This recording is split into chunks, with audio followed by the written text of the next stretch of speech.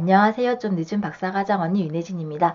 오늘은 여러분께서 정보를 자기 것으로 만들기에 앞서서 유념해야 될 점에 대해서 말씀을 준비해 봤어요. 이거는 제가 정보 관련된 걸 공부하면서 그리고 또 제가 마음에 관련된 부분, 심리에 관련된 부분들도 공부하면서 제 나름대로 생각을 정리한 거기 때문에 그 부분을 염두에 두시면 좋을 것 같습니다. 옛날에는 정보 자체가 굉장히 귀했죠. 그래서 하나라도 정보를 더 얻는 게 중요한 일이었어요. 그게 바로 힘이랑 관련이 있는 거였거든요.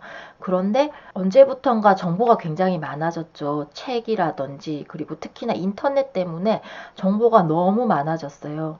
요 근래에는 뭐 1인 미디어라든지 매체들도 너무 많이 발달했기 때문에 그리고 인터넷 속도도 너무 빨라지면서 우리가 하루에 접하는 정보량만 해도 굉장히 어마어마해졌거든요. 그래서 정보를 많이 얻어야 그게 내 힘이 된다는 건 정말 그건 옛날 기준이 됐어요. 어떤 정보를 얻느냐, 그리고 그게 내게 어떤 영향을 주는 거냐를 잘 알고 제대로 된 좋은 정보를 얻는 게 이제 정말 힘이 되는 시대가 됐거든요. 여러분도 이렇게 인터넷으로 여러 가지 정보를 접하시다 보면 직감적으로 아실 거예요. 어떤 거는 들으나 마나한 얘기가 있고요. 또 어떤 것들은 조금씩 달라 보이지만 다 중복되는 내용들도 되게 많아요. 때로는 들으면 나에게 오히려 해가 되는 것들이 있어요. 그런 정보들은 사실은 보자마자 걸러내는 편이 좋겠죠. 우리가 정보에 대해서 말을 할 때 이 정보가 객관적일까? 이거에 대해서 혹시 생각해 본 적이 있으세요? 우리는 보통 책이라든지 매체를 통해서 들어오는 것들은 어느 정도 객관적이다라고 생각을 하는 것 같아요. 왜 그렇게 생각을 하냐면 사람들이 이런 대화들을 되게 많이 하거든요. 어디 보니까 이렇대, 누가 보니까 이런 말을 해. 이 자체가 그 정보들을 그냥 받아서 전달하는 식인 거잖아요. 그걸 보면 사람들은 본인이 전하는 어떤 정보가 뭔가 가치 중립적이다라는 생각을 한다는 그런 생각을 할 때가 있어요. 그런데 사실은 모든 정보는 가치 중립적이기가 힘들거든요. 왜냐하면 정보를 생성할 때 이미 만드는 사람의 시각이 담겨 있어요. 이 시각은 본인의 철학과도 관련이 있는 건데요. 예를 들어서 여러 개의 사안이 있는데 어떤 사안에 대해 집중을 했다는 거죠. 그 정보를 만든 사람이요.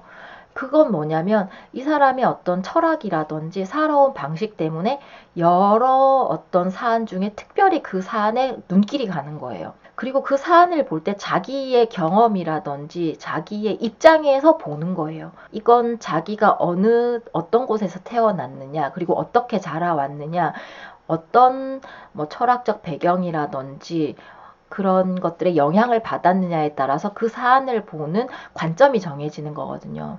이런 것들은 어떻게 보면 어쩔 수 없는 한계인 거죠. 인간이 지닌 객관성에 관련된 한계인 거고 이 부분은 어쩔 수 없는 부분이다라고 생각을 해요. 모든 사람이 어느 한 방향에 일정한 경험을 했기 때문에 가질 수밖에 없는 한계라고 생각을 하고요. 또 두 번째는 뭐냐면 일부러 어떤 사람을 영향을 주기 위해서 정보를 생성하는 경우가 있어요. 수치를 제공하거나 어떤 사람의 말을 인용하면서 어떤 객관적 정보를 전달하는 걸로 보이지만 사실은 그 내면에는 이 정보를 접하는 사람들이 이런 생각을 했으면 좋겠어. 이런 감정을 느꼈으면 좋겠어. 이걸 가지고 그런 것들을 쭉 모아서 적절하게 편집을 하면서 자기의 말을 잘 이렇게 만들어내는 거죠. 저는 이런 경우에는 조금 조심할 필요가 있다라고 생각을 하는데요.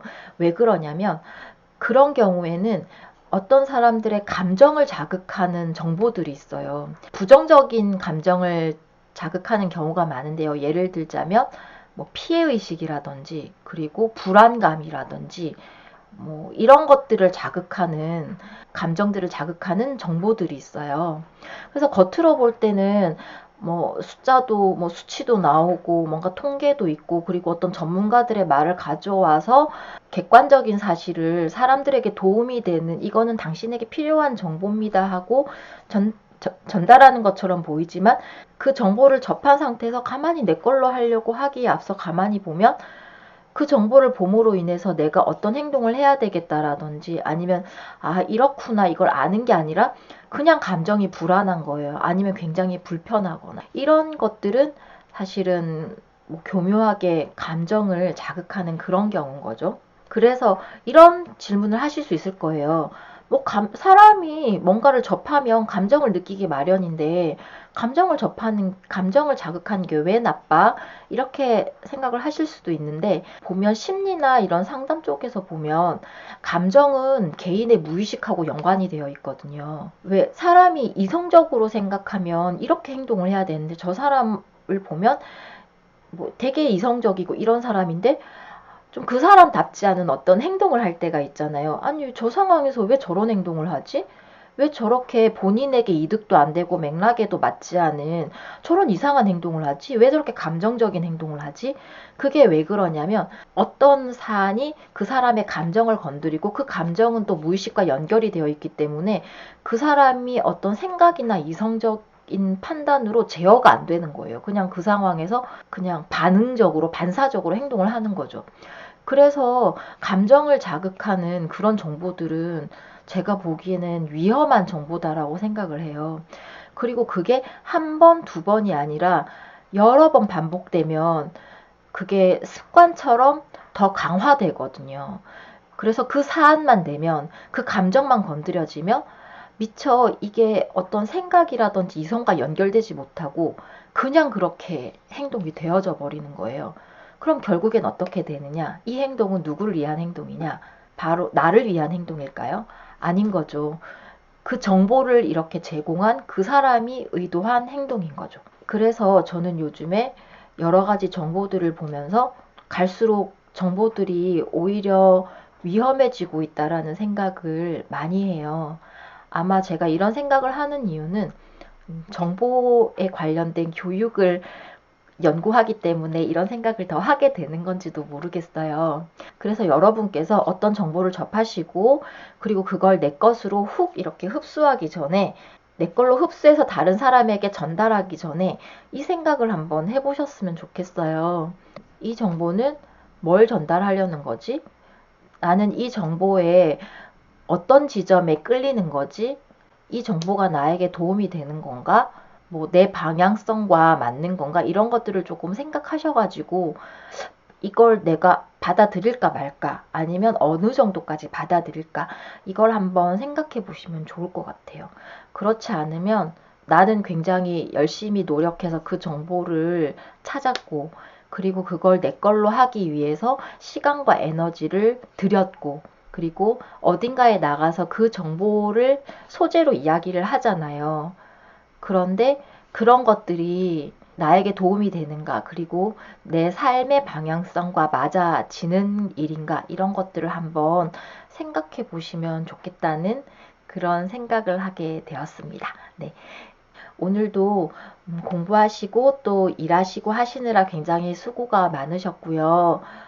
우리가 이렇게 열심히 노력하는 만큼 이런 노력이 내 마음을 더 좋게 만들고 더 나를 편안하게 하고 그리고 더 주변에도 도움이 되는 그런 길이었으면 해서 오늘은 정보를 접할 때 있어서 조금 생각해 봤으면 하는 점, 그리고 유의했으면 하는 점에 대해서 말씀드렸습니다. 제 말씀이 조금이라도 도움이 되었으면 하고요.